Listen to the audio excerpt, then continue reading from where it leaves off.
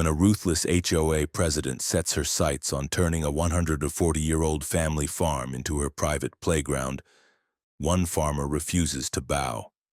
Lies, sabotage, arson, she'll stop at nothing. But she picked the wrong man to burn. This isn't just a land war, it's a reckoning.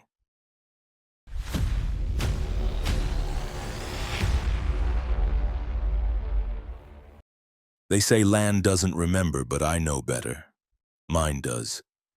30 acres of proud Texan earth soaked in the sweat of 5 generations of Hensons. My great-grandfather bought it in the late 1800s for a handshake and a few head of cattle, and we've held on to it through drought, war, recession, and 2 tornadoes. It's not just a farm. It's blood, grit, and legacy. I'm Tom, 52. I run this place myself now, cows, hay, custom vegetable plots for the organic market, a few free-range chickens just to keep things interesting. And this isn't some run-down rust bucket ranch. I've got automated feed systems, a methane capture setup for energy, odor-neutralizing tech, and an EPA-certified waste processing station that could make a city plant blush. Everything's above board, every permit stamped and double-checked. When people ask if I'm a real farmer, I usually just smile and say, only if the IRS agrees. Most of my neighbors grew up seeing this place from a distance, admiring it. I'd always had their respect, at least until 3 years ago when the developers moved in next door like termites after a rainstorm. They called it Silver Pines, a gated suburban dream plopped right beside my pastures. Overnight, I went from having deer and coyotes as neighbors to being flanked by identical homes with imported sod and automated sprinklers set to spray on the hour. Still, I wasn't angry at first. It's America. People can build where they please. The head of the development company even dropped by, all smiles and promises. We'll be good neighbors, Mr. Henson. We want harmony between tradition and progress. I nodded, shook his manicured hand, and went back to cleaning out a clogged slurry pump. Then came the HOA, Homeowners Association, 3 words that could curdle milk. I first met her 6 months after the last house was finished. She marched right up to my fence line in yoga pants, oversized sunglasses, and a clipboard like she was there to condemn a building. Her name was Karen Myers, HOA president, self-appointed queen of concrete and compost bins. Mr. Henson, she called out, not even waiting for me to finish hosing down my boots. I'm Karen. I represent the Silver Pines community, and I have a very exciting proposal for you. I could already feel the headache blooming behind my eyes. She wanted access to my eastern fields, said they would make a perfect community relaxation hub. Something about organic picnic spaces, yoga zones, weekend festivals. She had sketches, color-coded. She even used the word synergy, which I hadn't heard outside of a conference room since my cousin's failed MLM venture. I leaned against my gate post and let her finish. Then I told her politely but firmly that the land wasn't for rent or sale. It was zoned agricultural, already spoken for with contracts, and part of a multi-generational operation. I might as well have said it was a portal to hell for all she cared.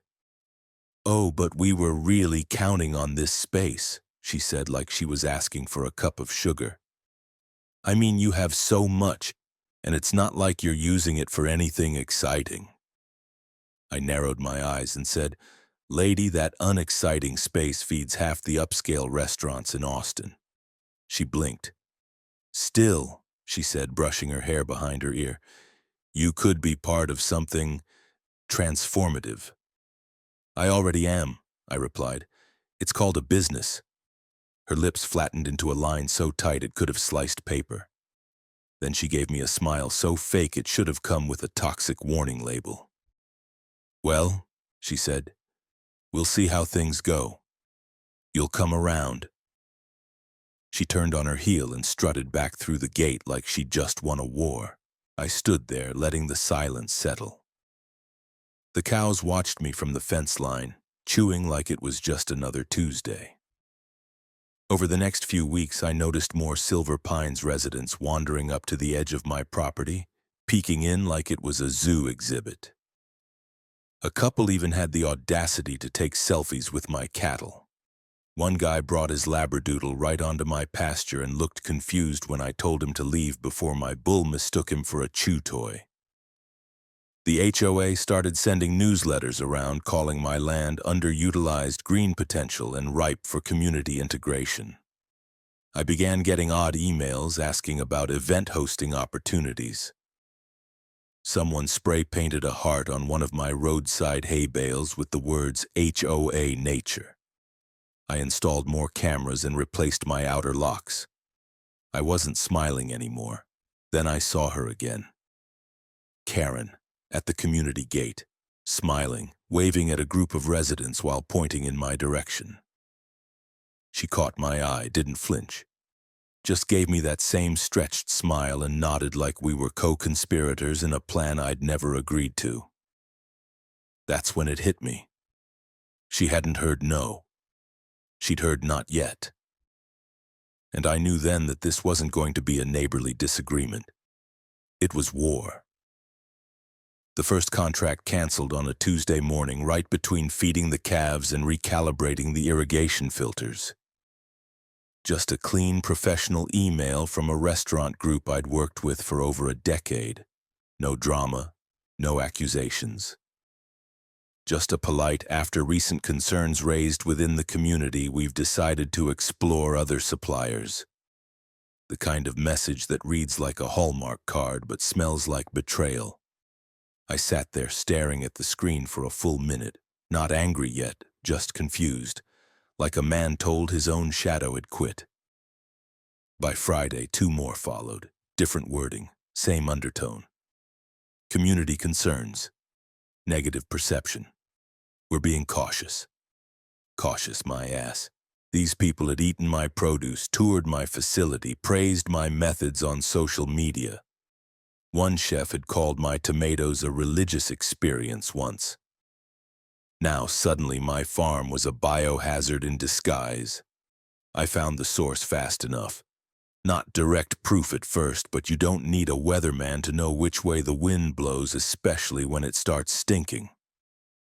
Silver Pines had created a private online group, one of those toxic little echo chambers where people trade recipes, property complaints, and moral outrage.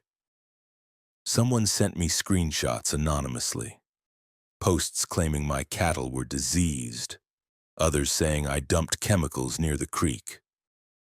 One woman claimed her kid had developed a rash after playing near my fence. The kid didn't even live in the same zip code. The author of most of it? Karen, under her real name. Zero shame, full righteous tone. Concerned citizens should demand safety before profits, she wrote in one post right under a photo of my barn taken from my own driveway. I didn't even know how she'd gotten that angle. I invited every single client I had left to come inspect the farm again. I told them I'd cover travel, lodging, dinner, the whole damn rodeo.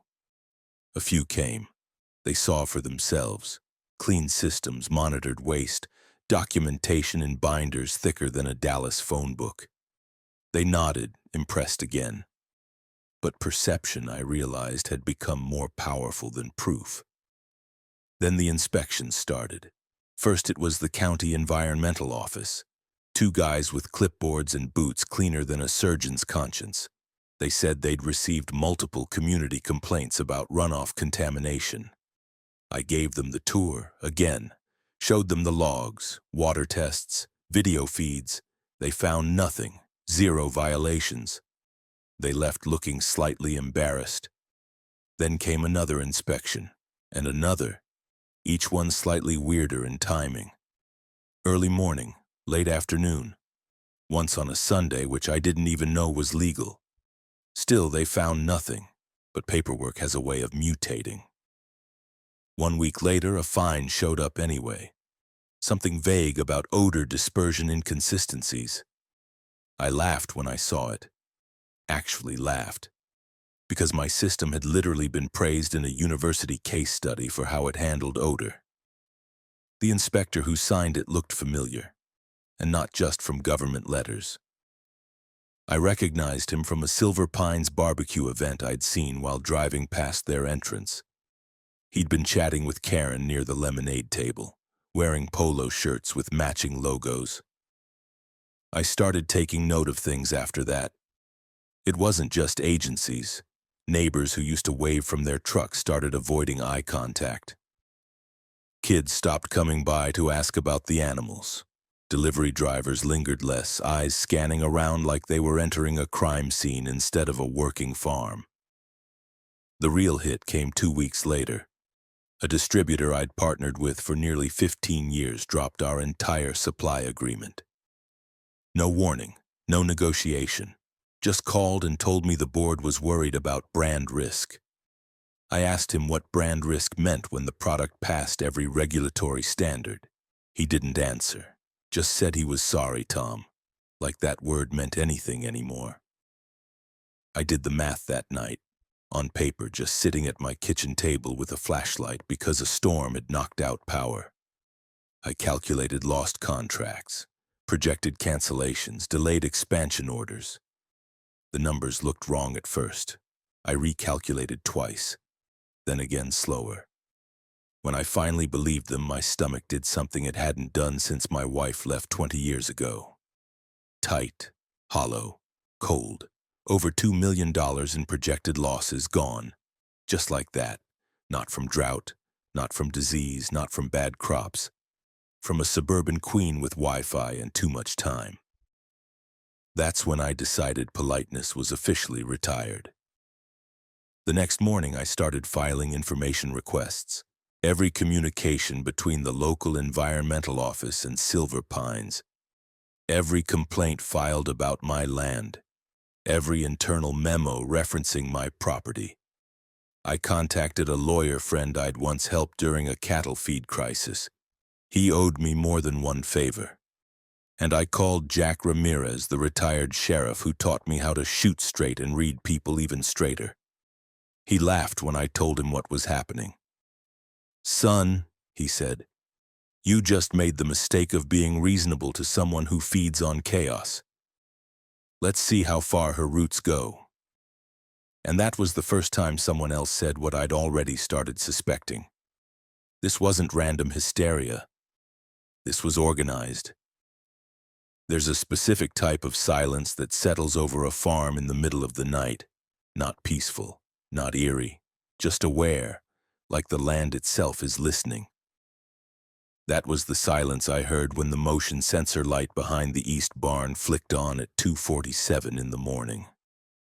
At first, I figured it was a coyote, maybe a deer bold enough to nose around the fence. But when I checked the live camera feed on my phone, my gut dropped. 2 figures dressed in black were walking with purpose, not wandering. One held a metal canister, the kind you don't bring on a picnic. The other shined a flashlight low to the ground, scanning like they'd done this before. They weren't amateurs. They were professionals, or thought they were. I didn't waste time. I hit the silent alarm, alerted Jack, then grabbed my shotgun, not to use, just to make sure I wouldn't need to. By the time I made it outside, they were gone. But the cameras had caught enough, their faces obscured but body language clear. One of them left a boot print in the muddy edge of the irrigation trench. I photographed everything, measured the print, bagged a rag they'd dropped. Later that day, I sent it all to Jack and the lawyer. We were officially dealing with sabotage. I scoured the area at dawn. They hadn't damaged anything this time, but they'd left behind 2 sealed containers near the hay storage shed, marked with vague chemical codes designed to raise suspicion if found by an untrained inspector. A less prepared man might have panicked. But I knew what they were trying to do. Plant evidence, give a future complaint some false credibility. That night I upgraded my drone system, added infrared, and changed the locks on every shed and gate. I wasn't just defending property anymore. I was defending a business, a name, and a family legacy. They weren't going to take that from me without a fight. Then the threats started showing up directly. First, it was a handwritten note tucked into my mailbox, unsigned. "Stop pushing. You don't know who you're dealing with." I laughed out loud when I read it. Karen must have watched too many mob shows. But the next one wasn't so funny. A small envelope on my front porch with a dead bird inside. That one stopped me cold. I'd seen messages like that before, but only in crime reports from my cop buddies. This was next level. Jack dropped by the same afternoon, took photos, bagged the envelope. "You need to prepare for escalation," he said. "This isn't scare tactics anymore. This is preparation for a takedown." The kicker? The sheriff's office barely reacted, said there wasn't enough imminent danger to pursue a criminal case. One deputy even suggested I stop agitating the HOA. That's when Jack looked into the deputy's family and, surprise, surprise, found his sister-in-law on the Silver Pines Landscaping Committee. It was all starting to smell like one big backyard cartel. At this point, I had security cameras covering every possible angle of entry. I kept everything backed up to cloud storage and sent weekly reports to my attorney. I hired a night guard, ex-military guy named Marcus who'd done security for oil fields out west. Quiet, focused, dangerous in the right ways. He never asked questions, just walked the perimeter and noted footprints. And still the pressure kept coming. Karen had moved on to public events now. At the Silver Pines Town Hall, she made speeches about ecological hazards next door. She'd parade her so-called experts up to the microphone, people with titles but no credentials, claiming that something needs to be done before a tragedy happens. Of course, none of them ever stepped foot on my farm. I was told by an old neighbor that during one of these meetings, Karen used a slideshow featuring aerial images of my land, labeling sections with bright red circles. Contaminated, unregulated, non-compliant. She even went so far as to suggest that my farm posed a fire risk to the entire neighborhood, because my hay was too dry and my trees too dense. This coming from a woman who had fake grass on her lawn and believed eucalyptus candles could prevent mold. It was all laying the groundwork, the fines, the lies, the threats, and now the imagery of fire. So I made a move of my own. I launched a YouTube channel, just a small thing, called it The Henson Report, posted videos every week, behind-the-scenes looks at the farm, walkthroughs of safety systems, soil reports, air quality sensors, all certified, all time-stamped. I showed the cows, the feed process, even the tech that neutralized odor emissions. I did it all with a calm voice, no theatrics, just facts, and a camera feed in the corner showing security footage of unwelcome guests. Within 2 weeks, I had over 20,000 views. Local news picked it up. Even a university ag department commented on one of the videos, offering to do a case study on my sustainable model. It wasn't just defense, it was counterattack. Truth, well packaged and professionally delivered, was the one thing Karen couldn't twist. But that didn't stop her from trying. 2 nights later, Marcus spotted someone across the fence line with a drone of their own, hovering low, trying to get footage from inside the barn. He followed them to their vehicle, recorded the license plate. Registered to a private security company in Austin, contracted by guess who? Silver Pines HOA. That was the final straw for me. I stopped calling them neighbors. I stopped treating this like some petty suburban dispute. This was warfare dressed in pastel polos and tennis shoes. And I wasn't playing defense anymore. When you start pulling at a thread, you never really know how far it'll go or who's wrapped up in it. But I wasn't tugging anymore. I was yanking. And what came loose wasn't just dirty. It was downright radioactive. Jack came by late one evening clutching a stack of documents like it was a winning poker hand. He dropped them on my kitchen table, looked me dead in the eye, and said, "You were right. It's all connected, and it's about to get very ugly." At the center of it, Karen Myers, our pristine suburban tyrant, had been funneling HOA funds into shell contracts with a landscaping company called Green Edge Solutions. On paper, they were contracted for eco-enhancement projects around Silver Pines. In reality, they weren't planting flowers, they were sending out consultants with surveillance gear, some of whom just so happened to overlap with the same private security group caught near my barn.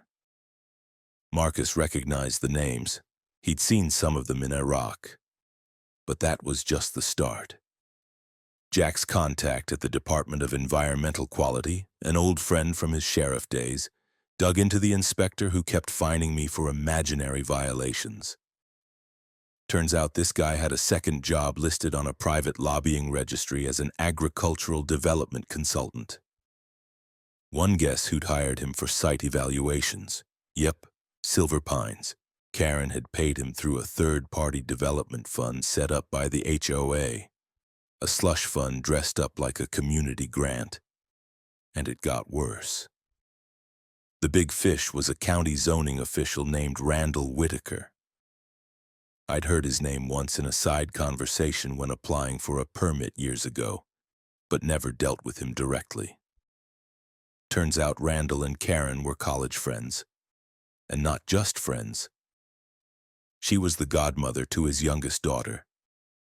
Whitaker had been quietly redrawing zoning overlays around Silver Pines, extending community influence maps further into the buffer zones.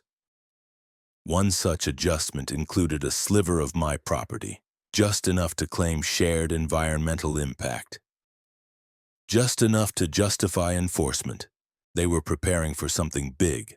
A hostile annexation of sorts, an attempt to either seize control over part of my land or bleed me dry trying to resist. Either I'd cave or I'd collapse. I had all this in my hands now, and I wasn't alone anymore. My attorney, Dana Wu, lit up when I handed her the file. "This isn't just civil," she said. "This is federal.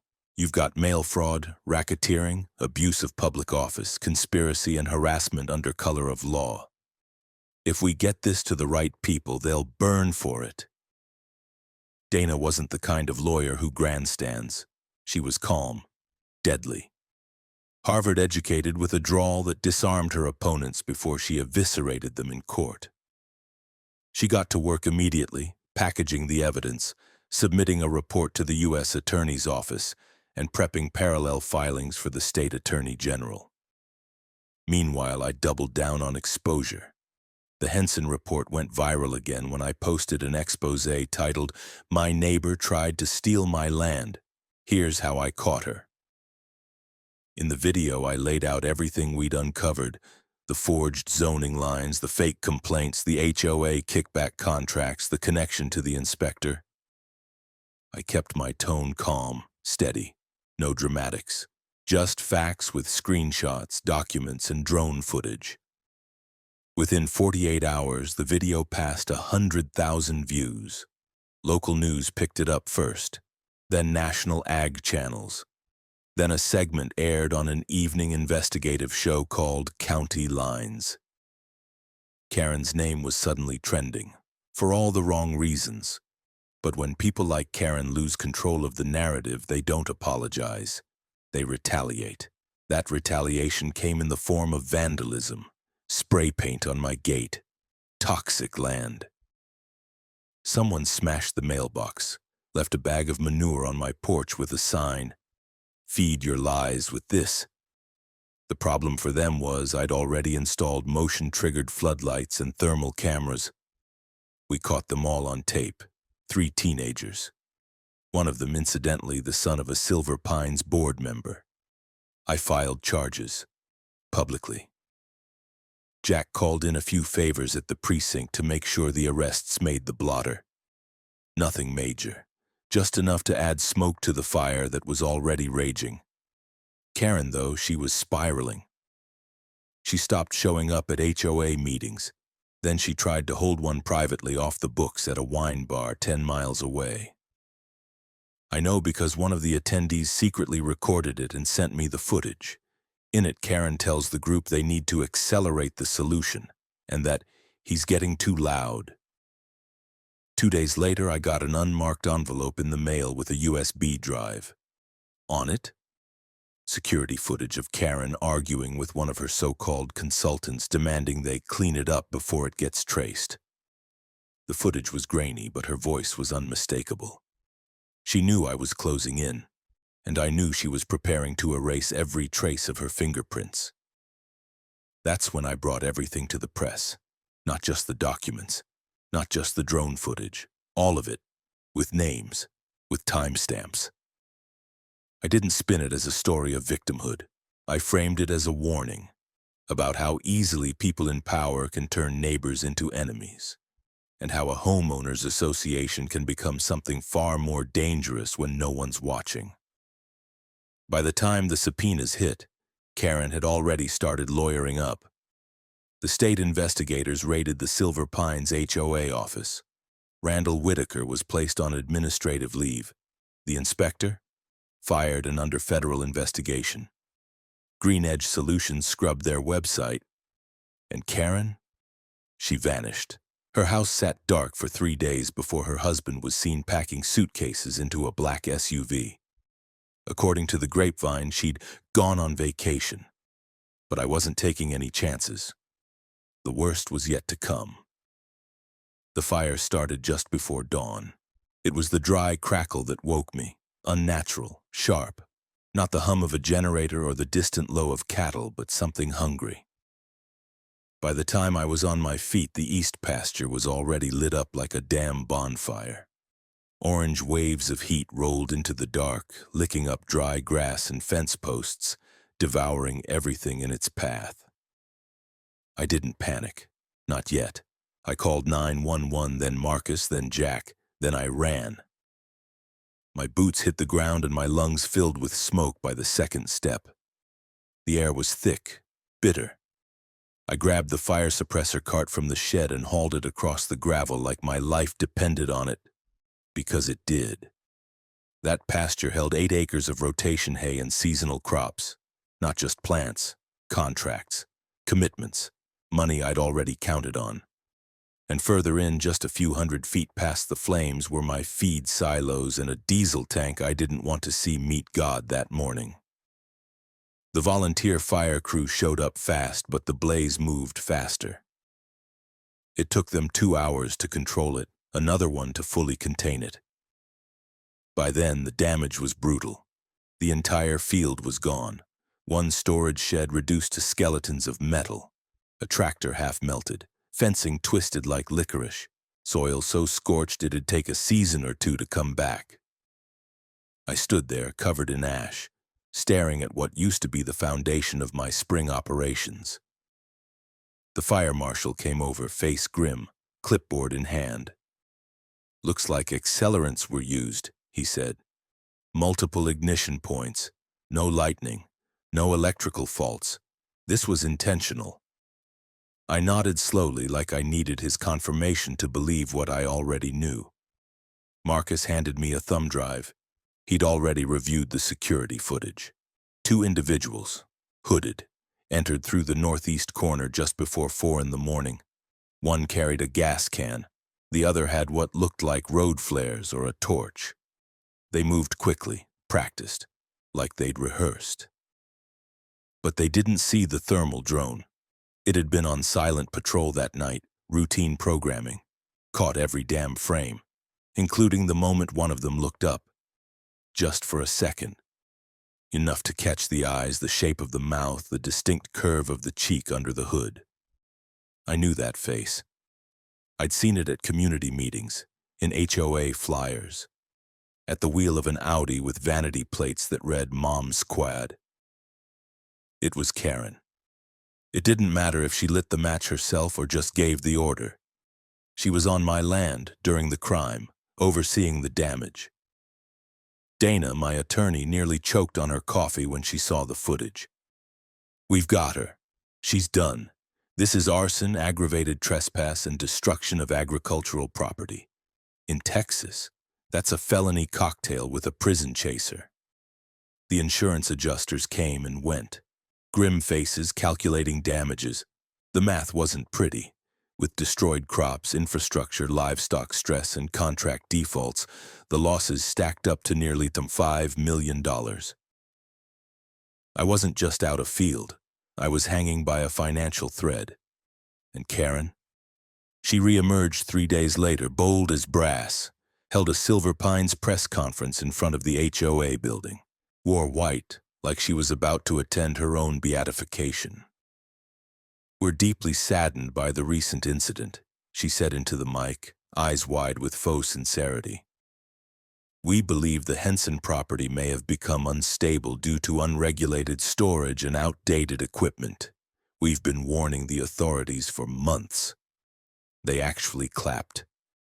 I watched the live stream from my kitchen, fists clenched so tight I could have cracked walnuts barehanded. She was spinning it, framing me as negligent, dangerous, a rural relic who'd finally let his junk pile burn too high. But I had more than truth this time. I had fire footage, drone angles, heat signatures, and most importantly, Karen's goddamn face on camera 30 minutes before the blaze started, walking my fence line like a general surveying the battlefield. Dana moved fast. Filed a civil suit for damages, $5 million in losses plus punitive. Filed a separate criminal complaint with the State Arson Task Force. We handed over all footage, all evidence. Jack gave an affidavit. Marcus submitted a sworn statement. Within 48 hours, the sheriff's department, not the local one, but the county investigators, issued a warrant for Karen Myers. They picked her up at a spa 20 miles away. She was in a robe, mid-manicure, holding a mimosa. When the news hit, it didn't just ripple, it exploded. Every network that had covered the Henson report now had a new headline. HOA president arrested for farm arson amid property dispute. The footage of her being handcuffed in a towel made the evening news and trended on social media faster than you can say criminal mastermind. Of course, Karen denied everything, claimed the footage was doctored, said she was the real victim of a coordinated smear campaign by anti-HOA extremists. Her lawyers tried to block the footage as inadmissible, citing privacy violations and aerial harassment. The judge laughed. The preliminary hearing was short and savage. The DA outlined the case in stark terms. Conspiracy, trespass, willful destruction of agricultural land, attempted insurance fraud. Karen's associates, 3 of them, were named as co-defendants. One was the same corrupt inspector from earlier. Another was tied to Green Edge Solutions. The third? A HOA board member who just happened to own a drone dealership. The bail was set high, almost symbolic. Karen paid it, of course, but the damage was done. Not just to my land, to her. Her mask was off. Her army was running for cover.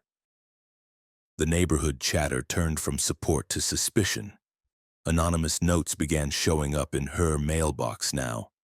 And for the first time, she wasn't the one knocking on doors.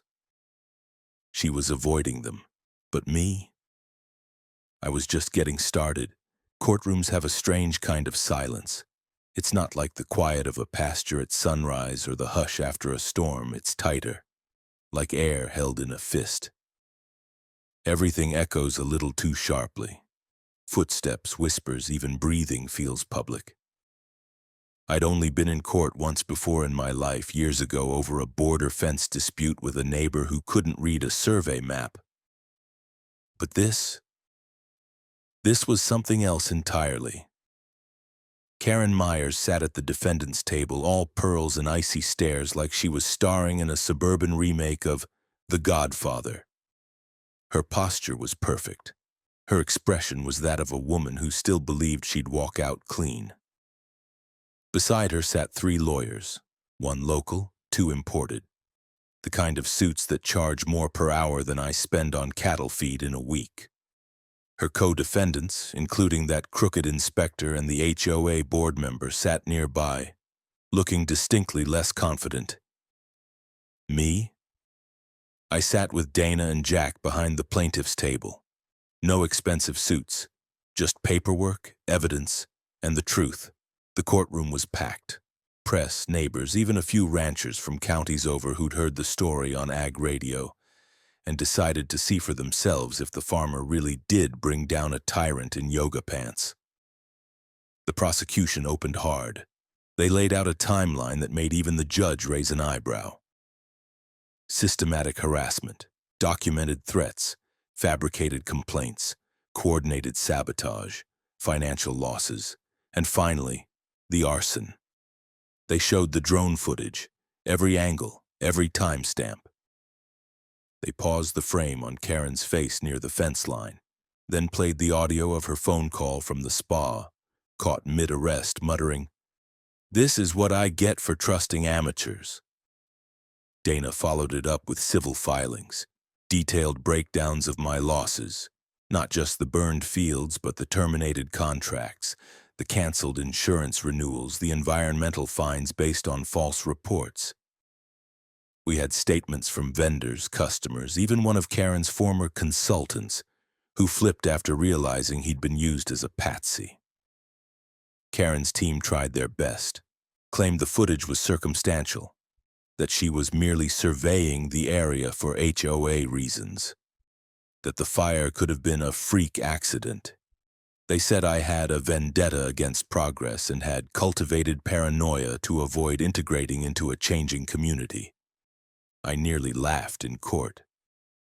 Then Dana brought up the money trail, invoices, emails, internal memos, HOA funds redirected to shell accounts tied to Karen's family, payments to the inspector marked as consulting. One bank transaction listed only as Field Solutions, $12,500, was tied directly to a debit card used to buy the exact accelerant found on my property. That courtroom changed temperature in real time. The judge called a recess and stared at Karen like she'd personally insulted his ancestors. During the second week, Jack took the stand.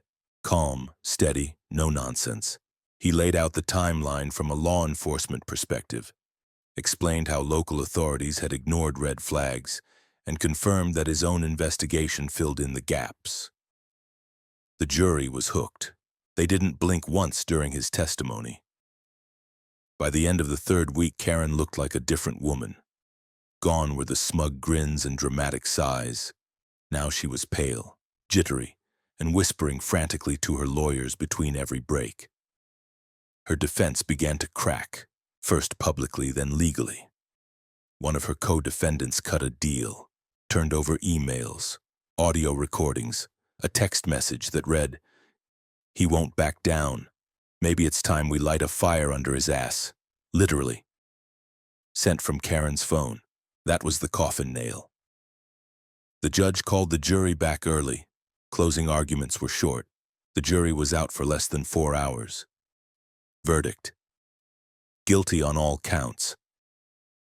Karen Myers, guilty of felony arson, conspiracy to defraud, willful destruction of agricultural property, and abuse of authority in a governing position. Her co-defendants, guilty of conspiracy, aiding and abetting, and obstruction of justice. Sentencing came 2 weeks later. Karen got 12 years in prison. No parole before 8. She was also ordered to pay off $5 million in restitution, civil damages for the fire, the lost contracts, and reputational harm.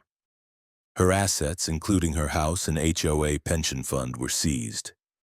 The HOA, dissolved by court order, its assets frozen. Silver Pines lost its self-governing status and was placed under county review. When the sentence was read, Karen didn't cry. She didn't scream. She just sat there, mouth slightly open, like she couldn't comprehend what had happened. Like the idea of consequences had never occurred to her.